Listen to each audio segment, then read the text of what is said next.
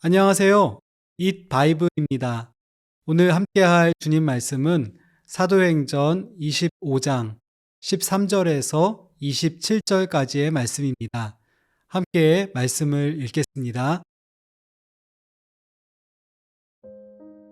며칠이 지난 뒤에 아그리빠 왕과 버니게가 베스도에게 인사하려고 가이사랴에 왔다.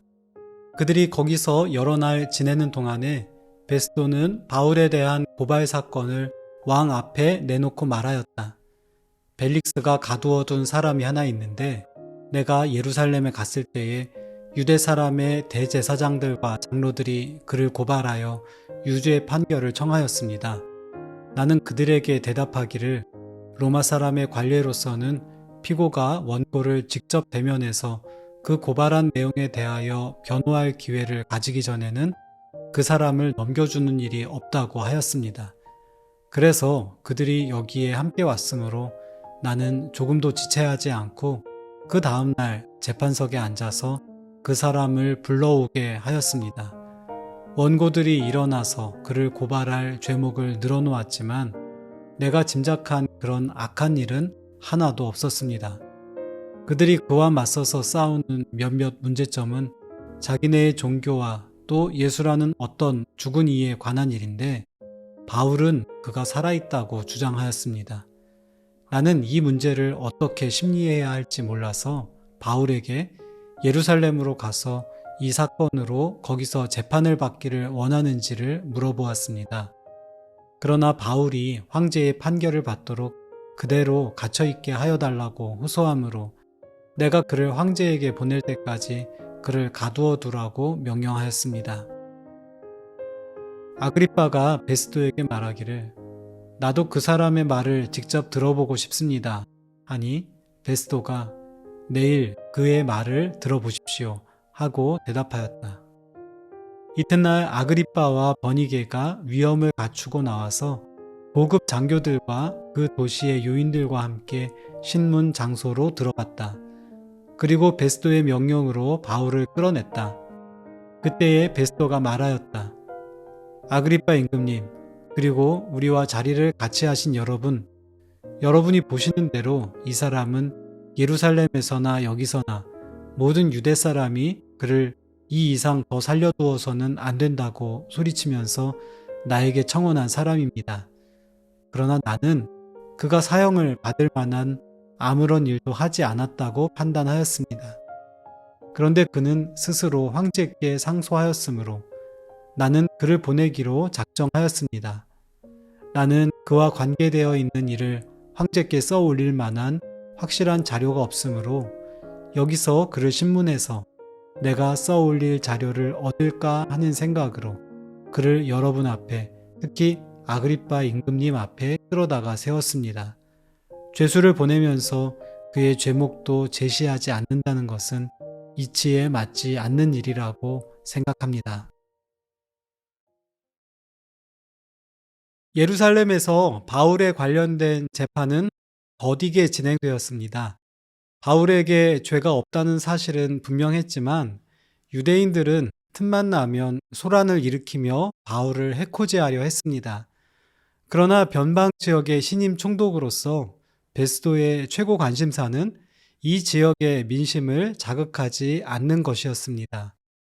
그는 이 지역 유력자들의 눈치를 보느라 바울의 무죄를 쉽사리 선언해 줄 수 없었습니다. 공정한 재판을 진행해야 할 산헤드린의 대제사장과 장로들은 바울의 재판을 몹시 편향적으로 이끌어 갔습니다. 결국 바울은 로마 시민의 권리를 바탕으로 로마 제국 황제에게 상소했고 이 재판은 결국 총독의 권한에서 떠나게 되었습니다. 이제 베스도는 바울의 사건을 황제에게 올리기 전에 예비 심리의 절차로 그의 변론을 청취하고 있습니다. 때마침 이 자리에는 유대 지역의 왕으로 로마 정부에 임명을 받았던 헤롯 아그리빠 2세와 사실상 그와 근친혼 관계로 알려진 누이 버니게도 동석해 있었습니다. 어떻게 보면 이 변론은 바울로서는 몹시 답답한 자리였을 것 같습니다. 그는 이미 여러 번 자신의 입장을 말했지만 별 효과가 없었기 때문입니다. 직전 총독이었던 벨릭스 앞에서도 변론을 했으며 그에게 심각한 죄가 없다는 것이 명백한 상황이었습니다. 그러나 상황은 또다시 처음으로 돌아가 있습니다. 마치 쳇바퀴를 돌듯이 똑같은 질문에 똑같은 답이 반복되었고, 그럴수록 결박당한 채 감옥에서 보내는 시간은 길어졌습니다. 만약에 내가 이런 상황이었다면 어땠을 것 같습니까? 신체적으로나 정서적으로 몹시 괴롭지 않았을까요? 그러나 사도 바울은 하나의 표대를 앞에 두고 이 고난의 시간을 잘 견뎌내고 있습니다. 복음 안에서 하나님께서 주시는 소망이 바로 그 표대입니다. 일일이 말할 수 없는 수고와 고난이 우리의 어깨를 짓누를 때가 참 많습니다. 그러나 보이지 않는 곳에서 오늘도 신실하게 일하시는 주님의 손길을 생각하며 또 그 믿음으로 고난을 이겨냈던 많은 신앙의 선배들을 기억하며 광야 같은 이 시간 가운데 나의 영혼을 빚어갈 수 있기를 바랍니다. 이제 바울 앞에는 이번에 새로 임명된 총독 베스도와 헤롯 아그리파 2세가 있습니다.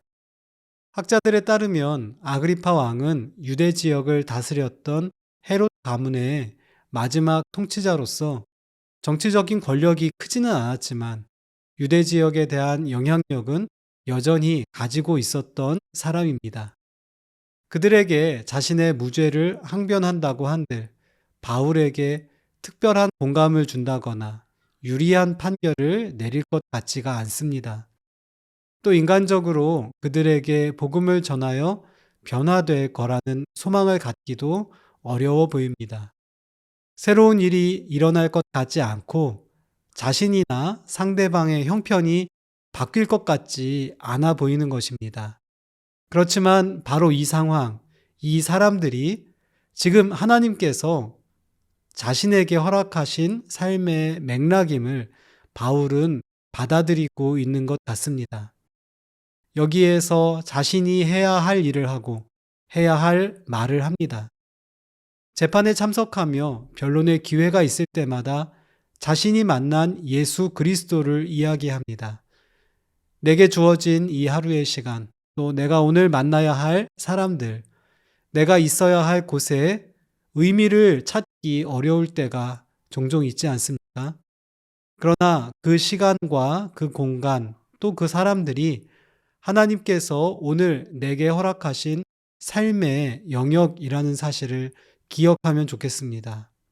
그것을 받아들이고 상호작용하고 거기에 생명을 나누는 일을 내게 주신 기회와 특권으로 여기며 이 하루를 충만하게 살아가는 우리가 되면 좋겠습니다.